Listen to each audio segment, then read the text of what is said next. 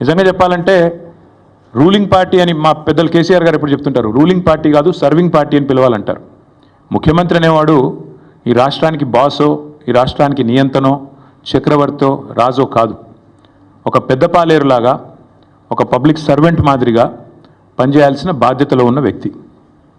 మంత్రి అయినా, ఎమ్మెల్యే అయినా, ఎమ్మెల్సీ అయినా మేమందరం కూడా వేరే పబ్లిక్ సర్వెంట్స్, మేమంతా ప్రజాసేవకులం.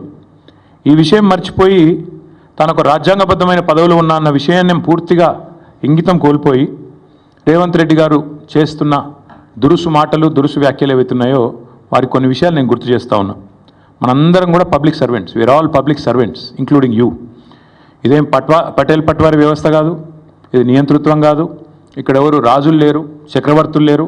నువ్వు ప్రజల చేత ఎన్నుకోబడ్డ ఒక ఎమ్మెల్యే మాత్రమే. ఆ ఎమ్మెల్యేలు మీ కాంగ్రెస్ పార్టీలో మెజారిటీ మంది నిన్ను ఎన్నుకుంటే నువ్వు ముఖ్యమంత్రి అయినావు తప్ప నువ్వేమి రాజువు కాదు, నియంతవు కాదు.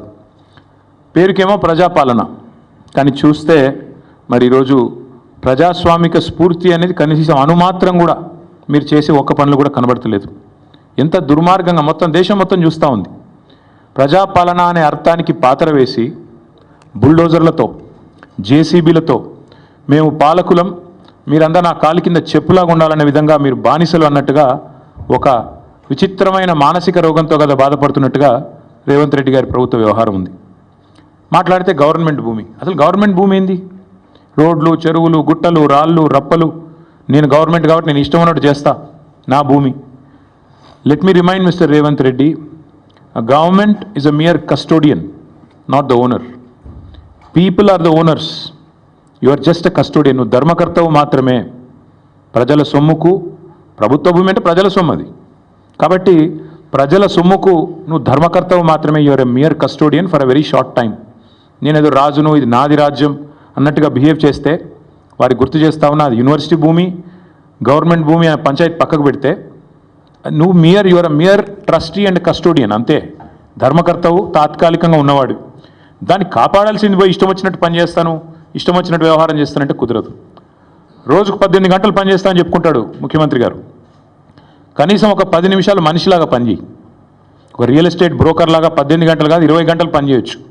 ఒక 10 నిమిషాలు 15 నిమిషాలు ఒక మనిషిలాగా, ఒక తండ్రిలాగా, ఒక తాతలాగా భవిష్యత్ తరాల మీద సోయితో పనిచేయని చెప్పి నేను ముఖ్యమంత్రికి చెప్తున్నా.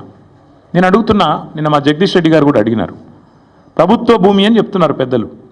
ప్రభుత్వ భూమి అయితే దొంగల్లాగా ఎందుకు పోతున్నారు? అందరికీ దొంగల్లాగా ఎందుకు పోతున్నారు? ప్రభుత్వ భూమిలోకి అర్ధరాత్రి పోయి దొంగల్లాగా జేసీబీలు పెట్టి దొడ్డిదారిన పోయి పిల్లలు ఆందోళన చేస్తుంటే వారితో మాట్లాడకుండా దొడ్డిదారుని ఎందుకు ఈ ప్రయోగాలు చేస్తున్నారు? నెంబర్ 1. నెంబర్ 2, మీరే కదా కోర్టుకు చెప్పారు, మార్చి 27, 28 నాడు ఒక పబ్లిక్ ఇంట్రెస్ట్ లిటిగేషన్, ఒక ఎన్జిఓ వాటా ఫౌండేషన్ అని వారు ఫైల్ చేస్తే మీరే చెప్పారు కోర్టుకి 10 రోజులు సమయం ఇవ్వండి, మా జవాబు చెప్తాము, కోర్టులో మా కౌంటర్ ఫైల్ చేస్తాము అన్నారు.